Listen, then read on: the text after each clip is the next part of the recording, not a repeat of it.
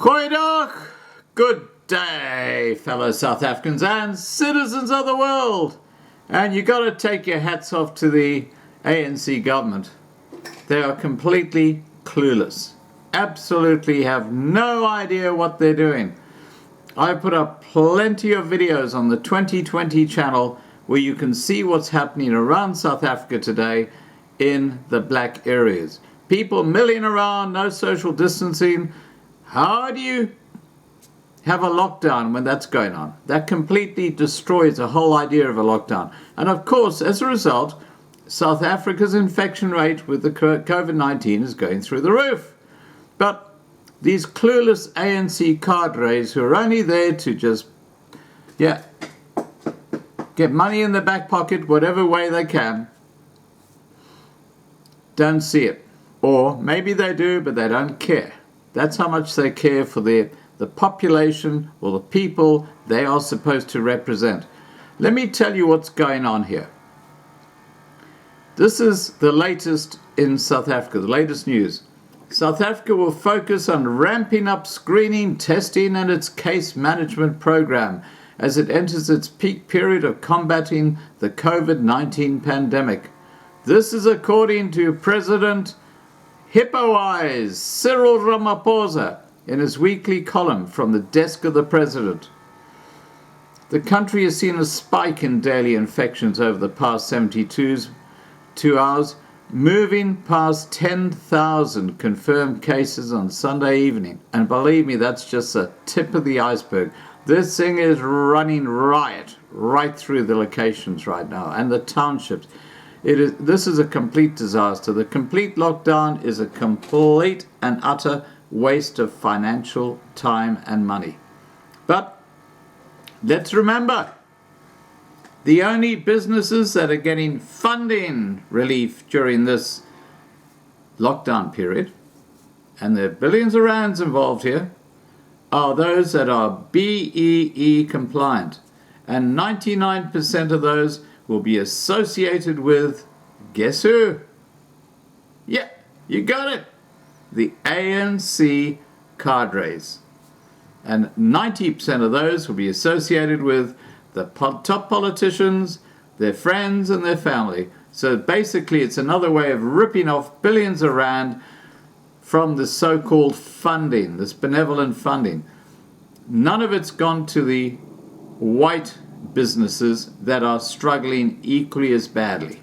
None of it. It's been totally hijacked by this gangster state. Let's continue. Health Minister Dr. William Mkhize said in a statement that the government is also conducting more tests to a total of 341,336 so far. That's about 0.1% of the population of South Africa. Think about it. Tiny percentage of the population of South Africa. They don't know what the hell's going on. Anyway, he said, our goal is steadily reduce the alert activity by keeping the rate of infection down and getting our health system ready for the inevitable increase in cases.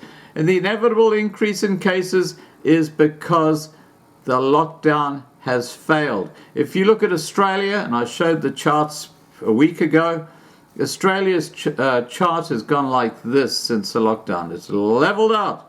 Guess what South Africa's is doing? Because there's no social distancing, it's gone like this. Now, he's trying to suggest that this lockdown is doing something. It's doing nothing. All it's doing is enriching the well-connected ANC cadres. That's all it's doing. And the biggest victims out of everyone are the poor, impoverished black people living in townships.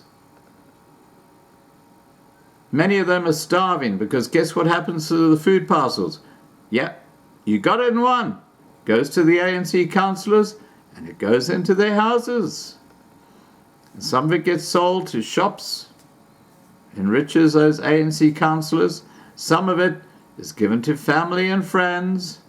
How much goes to the starving people in South Africa? Who knows? But it's certainly not 100%, that's for sure. As part of the phased recovery of the economy, companies in certain specified industries have been able to resume part of or all of their operations. The president said that while there is still much about the pandemic that is unknown, experts now agree that the virus will remain a threat to global public health for some time. We must therefore be prepared to continue to live with the coronavirus among us for a year or even more. So why have a lockdown? The L factor is completely missing in action. Here in Australia, they've pretty well prevented or stopped the spread of the coronavirus. And it only took them, well, Australia went into lockdown, and it wasn't a hard lockdown, just a few days before South Africa. And they've basically, here in Queensland, we've got something like 40 active cases in the whole of Queensland, with a population between 3 to 4 million people. Now, at our peak, when the lockdown started, we had about 1,000. That shows you an effective lockdown. What the ANC done is they've just totally screwed up. Anyway, the president said that the success in overcoming the coronavirus will ultimately be determined by the changes made in our behavior. Ramaphosa acknowledged that people have become frustrated with the curtailment of their personal freedom. Well, you know, when you've got a completely failed lockdown, can you understand why? He said, at the same time, health experts around the globe are warning of a second wave of infections as public life resumes. A number of countries, including Germany, Iran, and China, have seen a rise in new infections since they relaxed certain restrictions. Well, South Africa is not Germany, Iran, or China. South Africa is a petri dish for the coronavirus because of the way the ANC government have failed to handle it.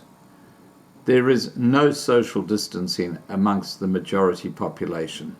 While the minority white population, they put one little foot out the door and they're pulled out of their homes, thrown into the police station, arrested and given a fine and then sent back home. This is persecution of the minority groups by this corrupt ANC government at this time. There's no question about this, and the mainstream media in South Africa zipped.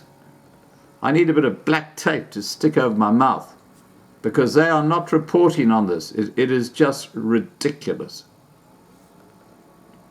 Continuing. Ramaphosa, hippo-eyes, says, we will be no different. We can and must expect infections to rise as more people return to work. We must accept the reality, prepare for it, and adapt to it. You know, I had a guy who was like, he was a CEO of someone very high up in education in South Africa. This is about a week or so ago, and you can go and have a look at my old live streams, you'll find it. And I asked him the question, I said, in 2019, in the address to the nation, Ramaphosa said, we are going to deliver 1 million iPads into the schools. And I said, did that ever happen? And he said, laughingly, no. This guy's full of shit. Ramaphosa is full of shit. Give him an enema when he dies, and you'll fit him into a shoebox. That's how much shit he's full of. Anyway, let's continue. Ramaphosa says, we will step up our intensive screening, testing, and case management program. Remember, this is all BS. This is a man who really just talks crap the whole time, okay? We will introduce new measures to make contact tracing more effective. We will need to implement mass sanitation of workplaces, public transport, and other spaces. Well, anyone living in South Africa? Put your comments below. Do you think he's going to do this? I think I know what the answer is going to be. I think people are starting to get the picture.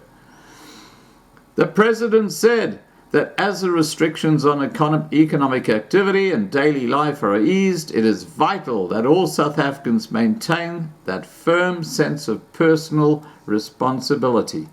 What about the corruption cases, Mr. President? Why haven't so many of your inner circle then in the National Executive Committee not been brought before the courts for blatant corruption? That's the big issue in South Africa today.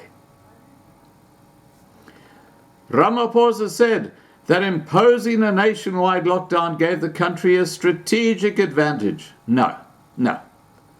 It gave the ANC government a strategic advantage because they brought in all these laws that restrict people's movement.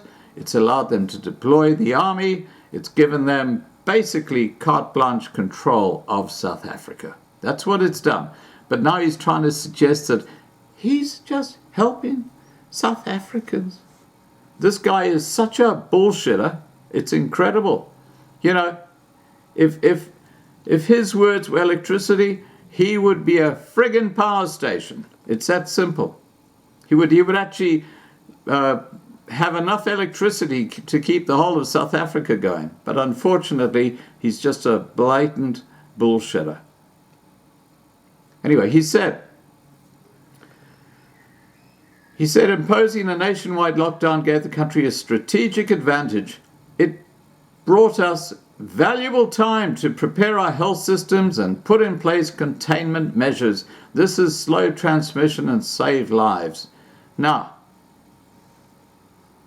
what about all those people whose businesses have died and all the suicides and the people who are starving right now in your country, Mr. Ramaphosa? They are 10 to 100 times greater than those who could have died through COVID-19. But of course, there's another agenda involved here, and I've already discussed it. It's all about power and control. That's what it's all about with the ANC. Anyway, he went on to say, and remember, anything that comes out of Ramaphosa's mouth is BS. Please just understand that. So he says, the transition to the next phase of the coronavirus response, that of recovery, will be more difficult than the present one. The risk of infection outbreaks will increase. The demands on our clinics and hospitals and medical personnel will grow. That is why easing the lockdown restrictions must not result in careless behavior by individuals or reckless practices by businesses keen to resume activity at the cost to human health. Now, look, I'm just going to say it again. You just go and have a look at the videos on Loving Life 2020, where in dozens of videos that I put up there in the last few weeks, you can see Africans milling around, huge queues, no social distancing. This goes completely contrary to what he's suggesting here. The lockdown is a complete farce. Please remember to subscribe to be kept informed. Ring the bell for the updates. Please like this video. Please share this video. And above all, please stay safe.